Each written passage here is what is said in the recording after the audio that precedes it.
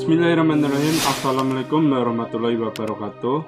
Pemirsa yang dirahmati Allah, marilah kita simak ceramah dari Ustadz Adi Dayat dengan tema Rahasia Beriman, Beramal, dan Bertakwa. Sebelumnya marilah kita bersolawat terlebih dahulu.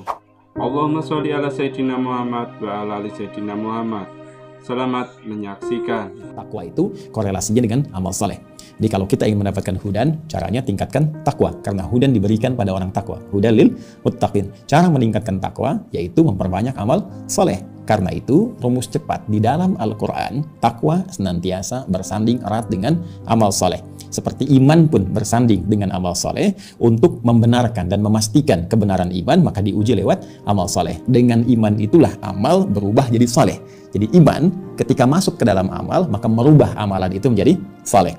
Saya beri contoh, saya sekarang sedang memandang misalnya. Maka jika pandangan ini dimasuki oleh iman, maka pandangan ini berubah, bukan sekedar menjadi amal, perbuatan, tapi saleh. Pandangan yang dibenarkan, diridhoi oleh Allah Subhanahu wa Ta'ala.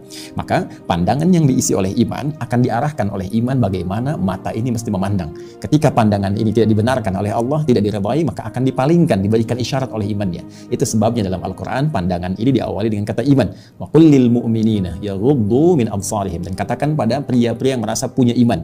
Qul lil mu'minina, katakan pada pria-pria yang merasa punya iman, yaghuddu min absarihim, ya, palingkan pandangannya dari segala hal yang tidak disukai oleh Allah. Wa qul lil mu'minati, di ayat 31-nya Quran surah ke-24, dan katakan pula pada perempuan-perempuan yang memiliki iman, ya, maka imannya akan memberikan perintah kepada pandangannya, arahkan pada yang tidak disukai oleh Allah. Bila itu dibenarkan, silahkan tatap dengan baik.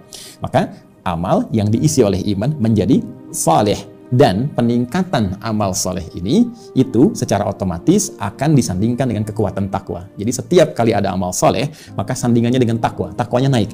Jadi kalau kita bikin bagan, teman-teman sekalian, kurang lebih seperti ini. Ya.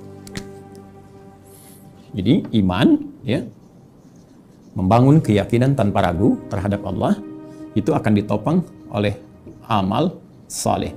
Ya, ini menarik ya. Kata salih ini muncul karena ada iman.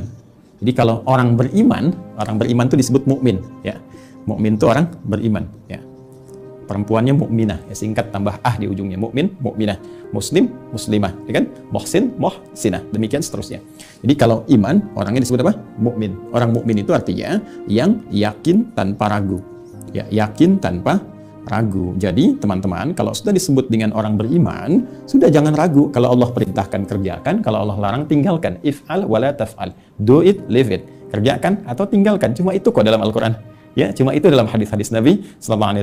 Dua dalam kehidupan sebagai titah syariat. Kerjakan atau tinggalkan. Kata Allah misalnya, bagi laki-laki, ya, kerjakan ini, kerjakan. Tinggalkan ini, tinggalkan. Bagi perempuan, kerjakan. Berhijab, engkau berhijab.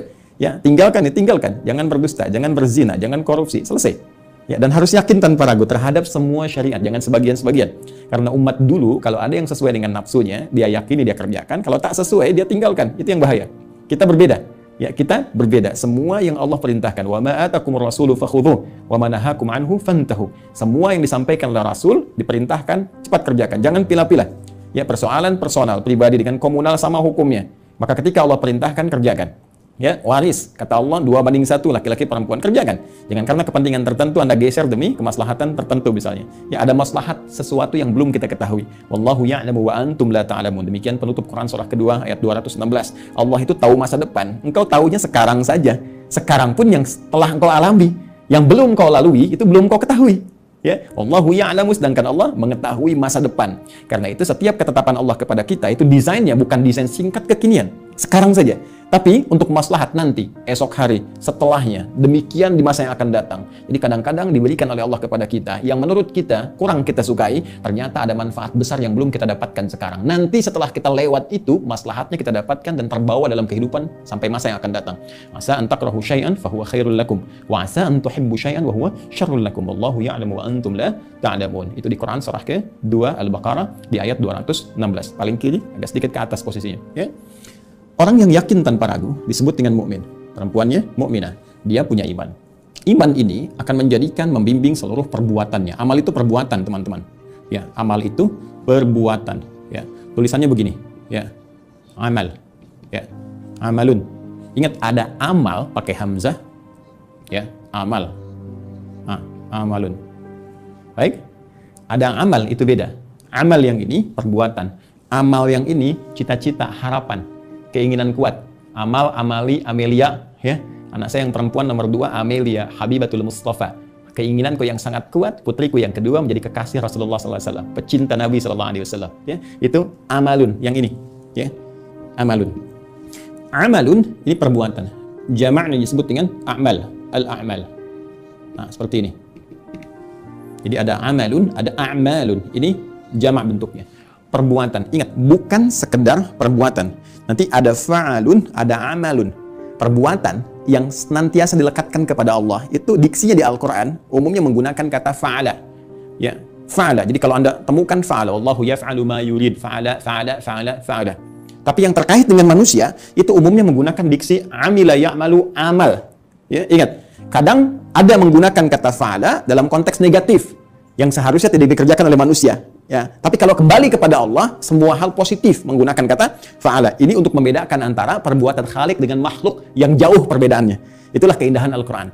Nah, perbuatan manusia, diksi umumnya disebutkan dalam Al-Quran menggunakan amal. Pada dasarnya, amal itu memiliki makna setiap perbuatan yang akan dipertanggungjawabkan, ditanya, disoal, dipertanggungjawabkan.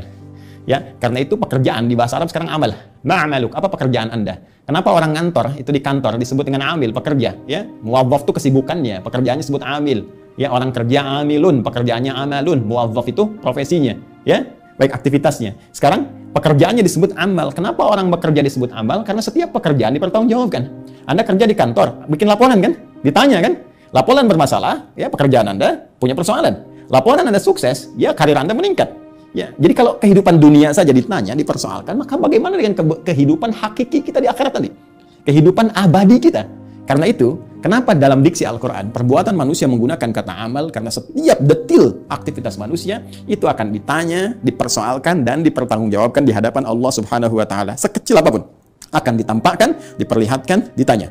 Ya, faman ya'mal mithqala dzarratin khairan yarah wa man ya'mal mithqala dzarratin syarran yarah.